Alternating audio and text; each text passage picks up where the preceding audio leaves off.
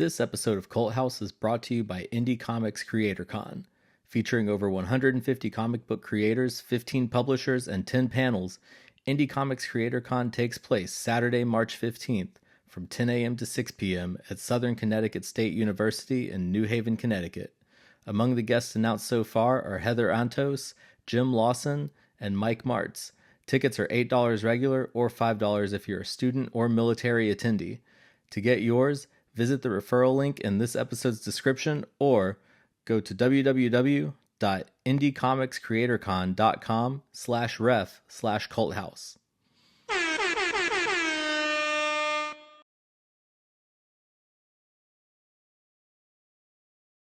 The sky's not blue.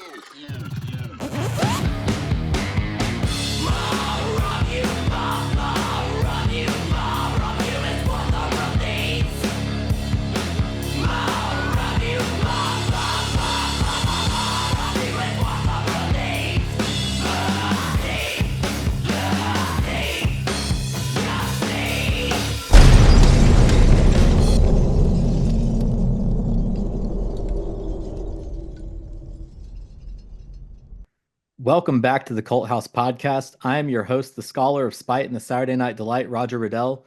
Joining me today, he is the vocalist and guitarist for the genre-defying avant death trio Imperial Triumphant, Zach Ezrin. How are you doing today, Zach?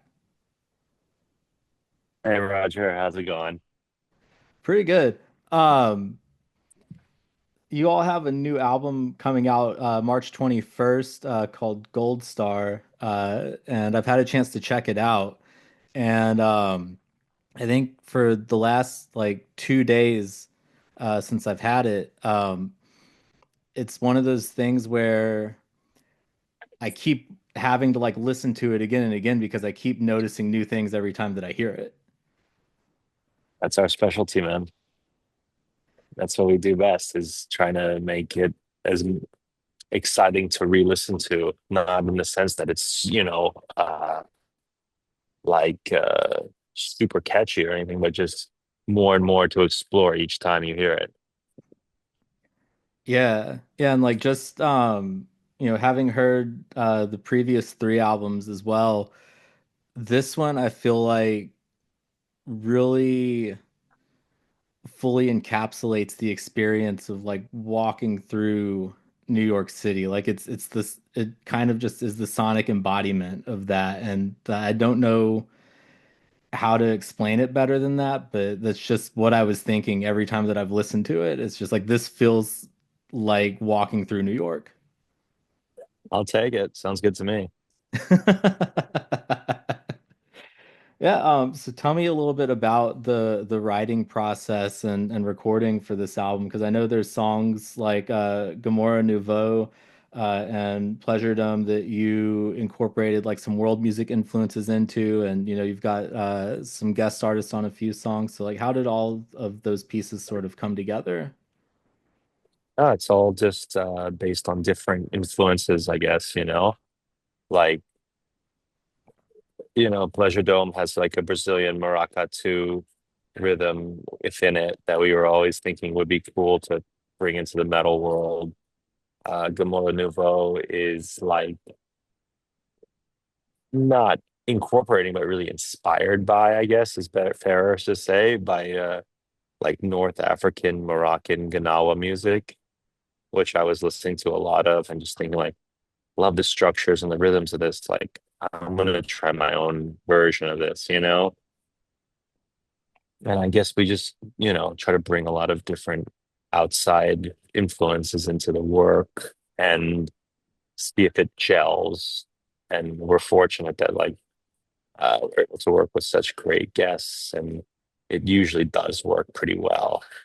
So, or at least I think so. And yeah, the writing process is the same as it's always been. Every song is written completely differently, you know? Yeah. Some songs are written in the studio, some songs are written on sheet music. There's no right or wrong way for us. And I know that you mentioned a second ago that it's not really like written to be catchy, but it does. There are songs on this album that just get stuck in my head throughout the rest of the day, and it makes me want to listen to the album again, you know? I'm glad to hear that. It's definitely our catchiest work, I would say. That's easy to say. Yeah. Whether, What inspired the cigarette jingle on the title track? I think I like cigarette jingles, and I like the the juxtaposition of it all, these sort of all very positive, very exciting, very uh like sort of, I guess, wonderful melodies, and they're all just promoting like death. It's kind of sick. Yeah, no, there's that sort of, I guess, juxtaposition of things that are really thematically and stylistically divergent. Oh yeah, and it's at the very beginning of the B side, so I wanted it to feel like it was like a paid advertisement, like when you flip the record, you have to listen to this, our sponsor. Yeah. Yeah, like the packaging is inspired by cigarette packaging too, right? Yeah, all of that. And if when you buy the vinyl, you'll see like there'll be like big warning label on it, like just like when you would buy a pack of cigarettes in like Europe or some shit. Like just kind of all that stuff is, yeah, could feel like you're opening a fresh pack of death metal. And I was thinking about it earlier, and I was like, man, how cool would it be if they could have like packaged like candy cigarettes in there with it or something like Yeah, that. we thought about it. We thought about it. I mean, thematically, I love it because it's dark and that's what we where we dwell. But in fact, we have to be very careful with the amount of like overt cigarette uh reference we do, because like the algorithms of social media will just bury that if there's any like if it's too like obvious, and the last thing we want is for no one to see all this shit. Yeah. Oh yeah, like I a few years ago, the Instagram algorithm flagged a clip from another episode that I did with Dave Simonich from Signs of the Swarm, because he was talking about how no one should start smoking, and they flagged it as promoting smoking. Crazy. Crazy. Yeah. Yeah, I mean, I think there's something about also the jingles of, and on a record that's like addicting. I think Yeah. there's something interesting, like become addicted to a record, you know. Yeah. I mean, it also has kind of like that air where it works thematically because you get addicted to cigarettes even though they're not like good for you, and then you can get addicted to a metal record even though it's a discordant sound that, some people wouldn't Yeah, and find it's not good pleasurable. for you. Imperial Triumphant's not good for you, and it will kill you, but you can't stop listening. Yeah, so you guys recently filmed and released a music video for the track Lexington Delirium and it was recorded on the Chrysler building. Yeah. What sort of hoops did you all have to jump through to get up there? Not as much paperwork as you'd think. It's more like social hoops and just having the right connections, I guess. And we're very grateful because the people that's allowed to film there were really just supportive of our art and really into it and really into the idea. And they really, they made it happen more than we did. We just got really lucky. And so, yeah, this was a dream come true for me. It's my favorite building in the city, and I'm so so happy that how it came out. Yeah, yeah, that was one of the things that had, stuck out to me when I saw the video. And the reason why I asked that is because I know a lot of like well-known buildings that, have iconic facades and whatnot. People own like the intellectual property rights to those, and a lot of times you don't really think about that. And I didn't know if you had to jump through any hoops along the lines of like having the, like rights to show it in a video.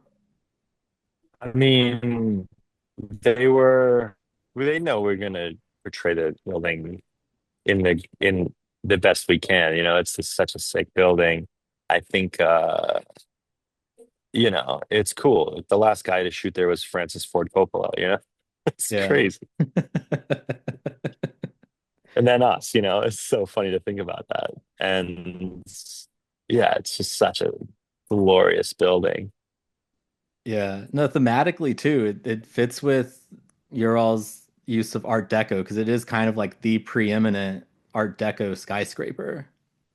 It's the most deco you can get in the city. And it's the only place where I think we will look cool shooting in daylight. Yeah. I was looking into kind of the history of the building before this interview too, and I was just looking at like some of the public reception for it when it was first opened in like the 30s, and it had like mixed reviews at the time where people felt like it was a stunt design that was designed to make people just like look up at the top of it, or that it was too theatrical, and there's I feel like there's like potentially like critical parallels there too. And I think my favorite one that I read was that it was the building embodied meaningless voluptuousness and void symbolism. I mean, it's, coming start, it's kind of like came out right at the beginning of the Great Depression.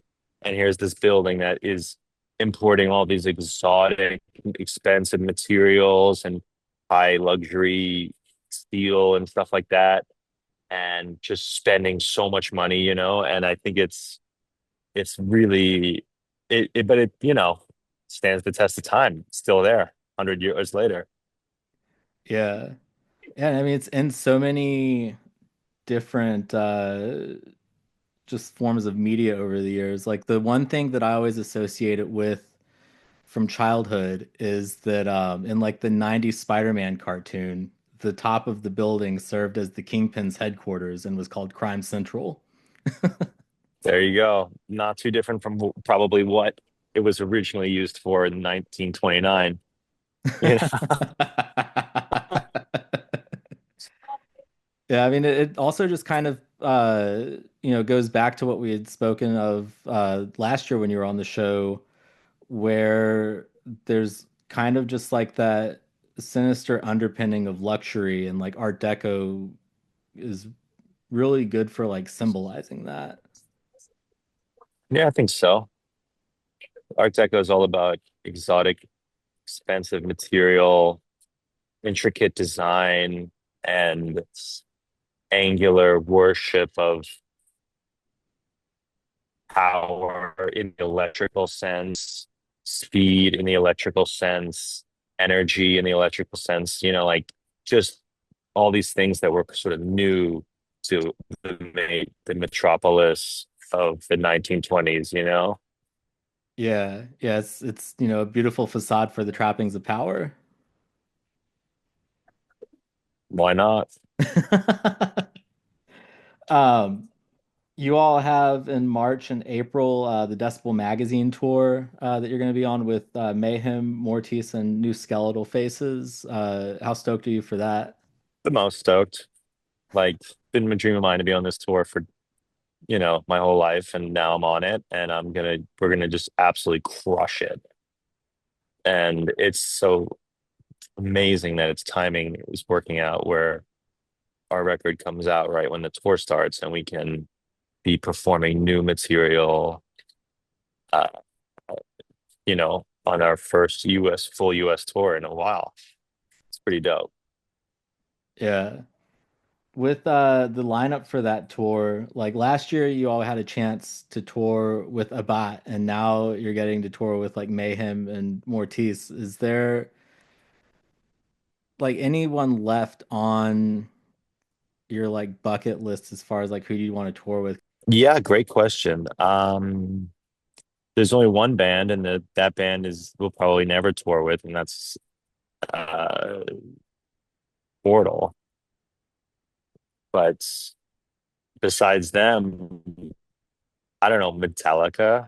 Like we've been so fortunate to play with all of our heroes and all of the show. It's been so great because like, and I'm particularly talking about the black metal audience. Like they're so cool because they're so open-minded to this stuff, you know? We're obviously a little more obtuse than Abbott and Behemoth and Mayhem, and the black metal crowd shows up early anyway and fucking shreds merch, loves weirdness, like that. And that sort of open-mindedness is really what we require from an audience. Yeah. Yeah, I think like going all the way back to the mid 90s with bands like Emperor just like introducing classical orchestration to black metal. That's a genre that despite there being like a lot of adherence to, whatever is like true black metal, there's also a lot of openness to experimentation within it.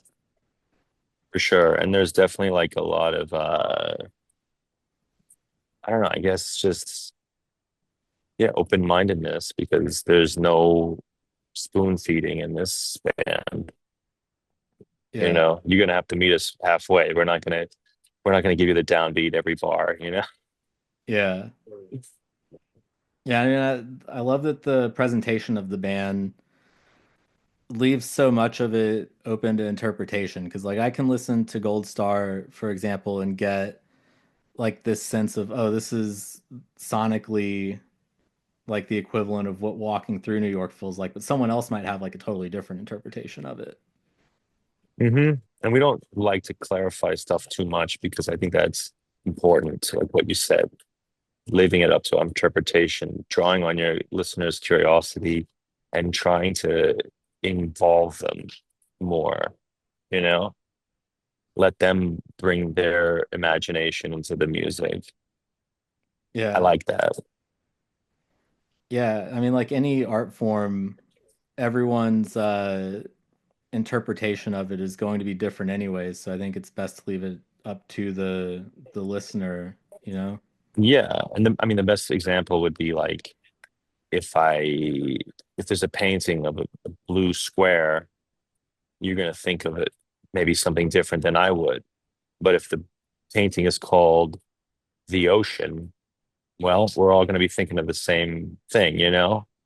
So leaving interpret stuff open to interpretation allows for more of the listener, the viewer's creativity.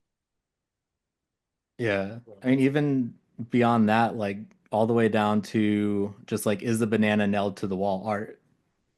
Exactly. Yeah, like I was there was a I forget what band it was, but I was showing a friend a song the other day and she listened to it and she was like, this gives me anxiety. And I was like, this relaxes me. So it's like interesting that the two like different it's two entirely different like polar opposite reactions to one piece of art, which I it's what I love Hmm. about art in general. Precisely. Um, Another question about Lexington Delirium and the Chrysler building shoot. How good is your all's peripheral vision in the masks, and were you all concerned that you might go over one of the rails? I was definitely crossed my mind. Peripheral vision is non-existent with the new masks, and those rails are not up to code for sure. But I mean, whatever. Like, what a way to go out, right? Dude, if I died, this band would be immortalized, probably 100 times more famous than we are now. And yeah, I mean, we wouldn't tour anymore, but that would have been. Maybe I should have. And I mean, it would be like a staple of just like New York folklore forever. This, guy in a black robe and this golden Art Deco mask falls out of nowhere onto the street from the top of the Chrysler building. Yeah, yeah, that record's gonna go platinum.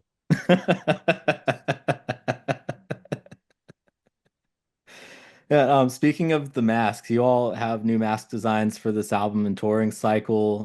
What went into the thought process for redesigning everything, and also what can fans expect from the live shows coming up? Well, I can't reveal that. You're gonna have to buy a ticket. But it is everything has to change, you know, new album, new mask, new logo, new live show. We need to grow if we want our audience to grow. Yeah. Very happy with everything so far. The new masks look amazing. And we're working with a new guy, Lonnie, who's, you know, we made our old ones, so it was a real labor. But this guy is making it for us, so now we can have multiple copies. You know, the last 10 years we've been operating on a one of one situation, you know, and so that was kind of stressful. Yeah. You know, when you're working with like a one of one mask, like I assume that they're probably kind of grody after like a touring cycle too. It was disgusting. And they were patinaing too, which was crazy. Like parts of the mouth and the nose and the edges of the eyes were turning green, like we were becoming the Statue of Liberty or something. When you all were making the original masks yourselves, what all went into that process? So much work working with this guy, J.R. Patterson, to design them and print them. And then also working with just like working to gold leaf them. And that process takes forever. It's just a huge pain in the ass. So one of my favorite things about bands that have a more theatrical presentation has always been when they put in that extra effort to switch things up for each album, because it really kind of helps to drive home that, you know, each work has its own different themes and It's a different different things era. that, Yeah, yeah. exactly. You totally get it. Are there any other New York landmarks that you've ever wanted to incorporate into like your videos or anything else like that? I mean, there's a lot. Yeah. I don't know. I mean, Statue of Liberty is pretty famous. Empire State Building is pretty iconic. That could work as well. Um, I don't know. I guess we'd have to play with it and see what comes natural, see what's possible, you know? Yeah. I don't know. I've just started thinking about the next record and visually I don't know yet, but musically I'm getting some ideas. That's kind of rad that you're already thinking about the next record when the new one's like not even out yet. Like what kind of keeps that level of creativity flowing? Oh, I don't know, dude. That's just like if an idea comes to me, I'm not gonna shut it out, you know? Like I'm not thinking about the new record, but you know, I'll just something pops into your head like, oh, it's kind of a cool idea. Oh, it's kind of never been done. Oh, maybe that could be for the next song, you know, and then you pick up a guitar or whatever. Yeah. You know, I've there's a quote that I heard when I was in college from another artist friend of mine, and they basically told me that they never felt driven to create so much as chased. So it's just like the ideas pop into their head, and it's like you can't escape it until you get it out. Yeah, that's like a real artist, you know? It's like a gift and a curse because like maybe my life would be easier if I just could go to a regular job and be content with that and not feel this underwhelming like urge to make something. But that doesn't matter because when you make something as an artist, it usually should bring you great joy. Yeah. That similar sort of sentiment is something that stuck out to me, I guess maybe like a decade ago. I was listening to a whole thing about like the process of Guns N' Roses like Chinese Democracy. And basically they were talking about how Axl Rose, his like idea of what he wanted from like the Use Your Illusion albums onward got like more grandiose in some circumstances than he could fully get across. And like, have you ever had that sort of situation where the scale of something that you're thinking of is more difficult to like actually have happen, in the real world than, No, what, the yeah. situation with Chinese democracy is almost a warning tale, of I don't think you can make good art with unlimited funds and unlimited time. You need pressure, you need boundaries you need a box in order to think outside the box. And, with Goldstar, we set musical boundaries on ourselves, and then we set time boundaries. We recorded the whole record in 5 days because that's the only amount of time we could do before we had to go out with a bot. So like that kind of pressure makes the art uh, have to exist in a certain way. You know what I mean? Yeah. And you have to, as an artist, push yourself creatively to figure out how to get it all done. And I think that's where, you always hear about great works of art being made for cheap budgets, whether it's film or whatever. You never really hear about like a piece that was like unlimited budget with the greatest resources, and then it also kills, like maybe occasionally, but usually it's just like too much time. You're overthinking stuff. You're too deep into it to really see what's going on. Gold Star is something we worked on for a long time, but when it came to recording it, it was just camera flash, just capture the moment, capture the band at that era, in that moment in our lives, in our career. And I think that's really exciting. Yeah. Yeah. I mean, it all kind of comes back to like perfection being the enemy of good.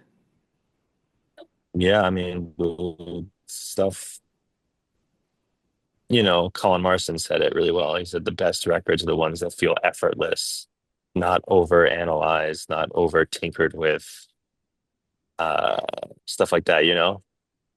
Yeah. Yeah. Because I think if an artist spends too much time thinking about what they've just done as opposed to like this work is finished onto the next one, like, you're already thinking about your all's next album. If you end up dwelling too much on what you've already created, there's also the tendency of some people to go back and endlessly tweak their work. Yeah, it's too much. And then you end up with Darth Vader at the end of Return of the Jedi screaming no before he throws Yeah, the Emperor into the pit. yeah, exactly. You end up with Chinese democracy. Um, yeah, I think that's all the questions that I had today. Is there anything that I didn't ask about that you want to throw out there? I just want to say I'm really uh, grateful to all the bands that support us. And I want to make it very clear that we're not a band that is only for, I feel like I just been brought to my attention that there's a sort of like a stigma around the band that we're like a, sophisticated band that only educated, scholarly listeners can enjoy. And I think that's the dumbest thing I've ever heard. And I want anyone who vibes with this shit, even if all you listen to is whatever, like Lady Gaga and Charlie XCX, and then you enjoy Imperial, like that's also cool. Like whatever, like I don't think any sort of level of education or musical appreciation of other artists factors into who can enjoy Imperial. You know what I mean? Yeah, I think some people will see things like for whatever reason they'll see jazz and they'll get like scared by it. Exactly, dude. I don't want that because we are a rock band, we are a death metal band, and I think it's that's not the goal that we set out, is to like distance ourselves and make us seem like pretentious douchebags. Yeah, no, it's funny because I had a friend the other day who was like, I was telling him that I was gonna have you on the show again, and he was like, I really don't get that band, and I was like, dude, it's just like the entire thing is basically themed around New York City and like the underpinnings of like luxury with like the whole Art Deco theme that they have going on, and it kind of clicked for me. He's like, okay, like I see this now. Yeah, it's a little bit of work. We don't give you the downbeat on every, 1, 2, 3, 4, but it's rewarding in that sense. And I think we think it's fun. We don't think it's like a pain in the ass, this music. So like hopefully others do too. Yeah, I mean, I'm stoked to finally see you guys live at the Chicago stop of the Decibel tour. It's gonna be amazing, dude. Yeah. I'm so hyped about it. Yeah, well, thanks again for taking the time to chat today. I don't want to take up too much of My your pleasure, afternoon. Roger. All right, well, have a good one, Roger. Thank you again. All right, thanks, Zach.